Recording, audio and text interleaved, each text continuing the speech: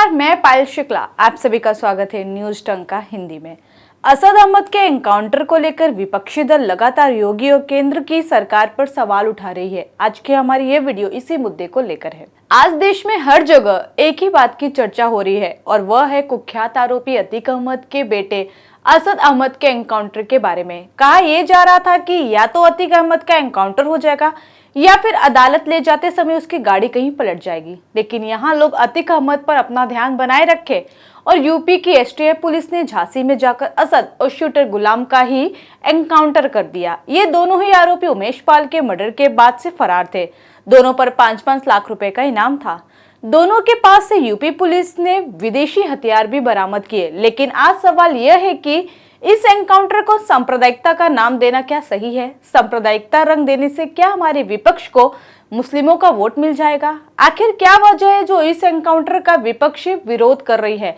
असद के एनकाउंटर की बात पता चलने पर अतीक कोर्ट में फुट फुट कर रोया। वही देश के कई नेता हैं जो अतीक के दुख में दुखी होकर उसे सहानुभूति दे रहे हैं। सोचने वाली बात यह है कि देश में कई नेता हैं जो सांप्रदायिकता का नाम देकर इस एनकाउंटर पर भी राजनीति कर रहे हैं।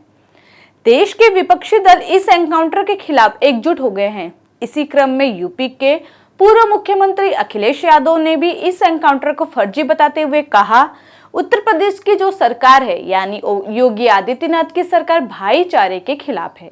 इसी तरह बसपा के अध्यक्ष मायावती ने भी इस एनकाउंटर पर विरोध जताते हुए इसकी जांच कराने की मांग की है। वहीं उत्तर प्रदेश कांग्रेस ने तो यूपी की एसटीएफ को एक नया नाम ही दे दिया है, सुपारी टास्क फोर्स का। तो वहीं एआईएमआईएम के अध्यक्ष असदुद्दीन ओवैसी ने तो इस एनकाउंटर को पूरी तरह से फर्जी बताया। इतना ही नहीं, बंगाल में ममता बनर्जी की पार्टी तृणमूल कांग्रेस पार्टी ने तो बकायदा इस एनकाउंटर को लेकर एक प्रेस कॉन्फ्रेंस भी किया और कहा कि उत्तर प्रदेश में फर्जी एनकाउंटर हो रहे हैं। अब आप सोचिए, ये सारे लोग अतीक अहमद के परिवार को बचाने के लिए सामने आ गए हैं। सारी विपक्ष की पार्टियां इस एनकाउंटर को सांप्रदायिकता का नाम देकर राजनीति कर रही है। वहीं इन सारे विपक्षी दल को असद अहमद के एनकाउंटर पर दुख हो रहा है। लेकिन आज इन विपक्षियों से सवाल है कि जब इसी असद अहमद और अतीक अहमद के साथ बाकी लोगों ने उमेश पाल को उसके घर के सामने दिन दहाड़े जान से मार डाला था, तब उस दिन ये सब कहां थे? उमेश पाल का भी अपना परिवार था। खुद सोचिए, आज हमारे देश के विपक्षी नेता असद अहमद के एनकाउंटर की आलोचना कर रहे हैं।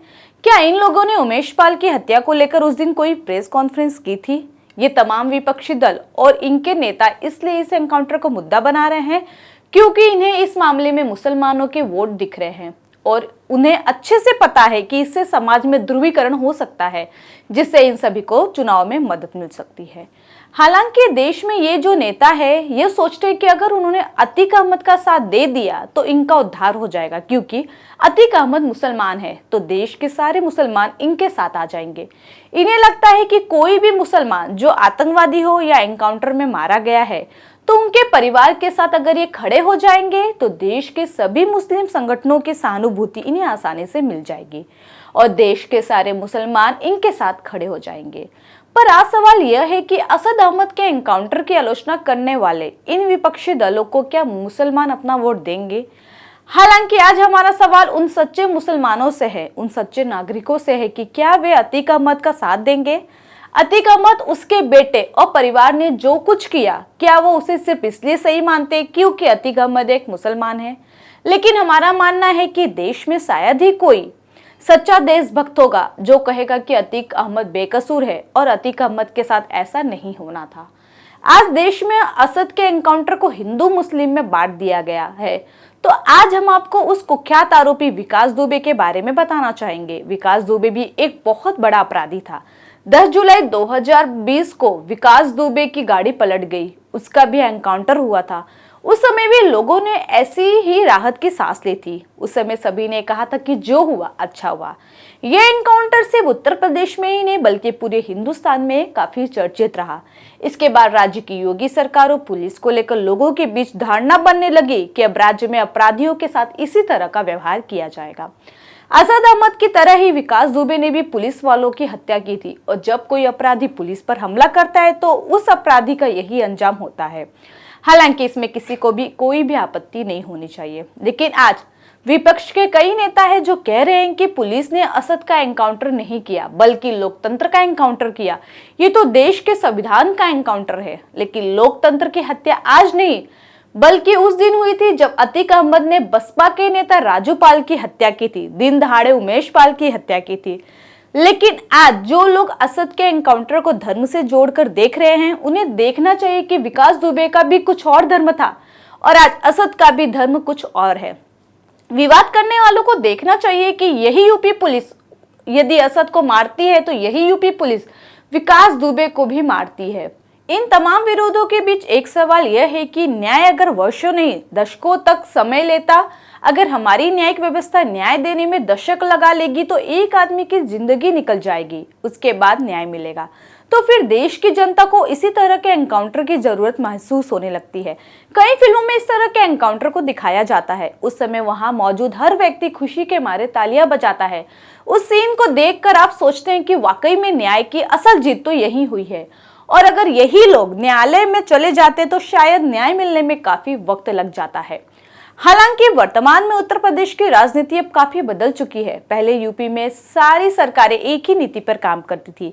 ये नीति इस तरह की थी कि उस समय बड़े बड़े अपराधियों को राजनीतिक संरक्षण दिया जाता था जो लोगों को डराकर चुनाव जीत सकते थे। यही वजह है कि उस जमाने में अतीक अहमद जैसे खूंखार अपराधी विधायक भी बने और सांसद भी बन गए, क्योंकि ये लोगों को डराकर उनसे वोट ले लेते थे। वहीं सरकार और नेता इन गुंडों को इस्तेमाल करते थे। लेकिन अब ये नीति पूरी तरह से बदल चुकी है। यूपी के मुख्यमंत्री योगी आदित्यनाथ अब इन अपराधियों का डर लोगों के मन से खत्म करने की कोशिश कर रहे हैं। वहीं अब वोटों के लिए गुंडों को नहीं बल्कि आम जनता को संरक्षण मिलता है और यही उत्तर प्रदेश में इंसाफ की असली रणनीति है। यही वजह है कि आज यूपी में दंगाई और बड़े बड़े अपराधी पुलिस से डरते हैं। सोचने वाली बात यह है कि कुख्यात अपराधी अतीक अहमद आज इतना डरा हुआ है कि वो कह रहा है उसे यूपी की जेल में नहीं रहना है। अतीक अहमद को उत्तर प्रदेश की जेल में डर लग रहा है और ये डर लगना भी चाहिए। हालांकि इस एनकाउंटर के बाद देश दो भागों में बंट चुका है। एक तरफ वो विपक्षी दल है जो इस एनकाउंटर को सांप्रदायिकता रंग दे रहा है, तो दूसरी ओर वो लोग हैं जो इस एनकाउंटर को सही बता रहे हैं और कह रहे हैं कि सही इंसाफ मिला है। हालांकि इस एनकाउंटर पर जो राजनीति हो रही है, इसी के आधार पर भविष्य में चुनाव लड़ा जाएगा। इस पर ध्रुवीकरण होगा। चूंकि अतीक अहमद मुस्लिम है, इसलिए मुस्लिम तुष्टीकरण की राजनीति शुरू हो जाएगी। लेकिन आज देश में एनकाउंटर के बाद जो हिंदू मुस्लिम वाला मुद्दा जो उठ रहा है, उसके पीछे सबसे बड़ी वजह हमारे देश के नेता ही है। ये नेता इस एनकाउंटर में हिंदू मुस्लिम देख रहे हैं। अत्याचारी इन्हें अत्याचारी नहीं दिखता, अपराधी इन्हें बेगुनाह लगता है। हालांकि इन तमाम विवादों के बीच यूपी के सीएम योगी आदित्यनाथ ने इस एनकाउंटर के लिए एसटीएफ की पीठ थपथपाई है और साफ किया है कि माफिया, सरगना और अपराधियों के खिलाफ जीरो टॉलरेंस की नीति जारी रहेगी। वहीं आज देश की जनता इस निर्णय से खुश है और वो जानते हैं कि वो किसके साथ है। असद के एनकाउंटर को लेकर राजनीतिक बयानबाजी तेज हो गई है। इसे लेकर आपकी अपनी राय क्या है, हमें कमेंट सेक्शन में जरूर बताएं। साथ ही हमारे चैनल को लाइक, सब्सक्राइब और शेयर करना ना भूलें। फिलहाल के लिए इतना ही। जल्दी एक नई जानकारी के साथ पुनः उपस्थित होंगे। तब तक के लिए मुझे दीजिए इजाजत। धन्यवाद।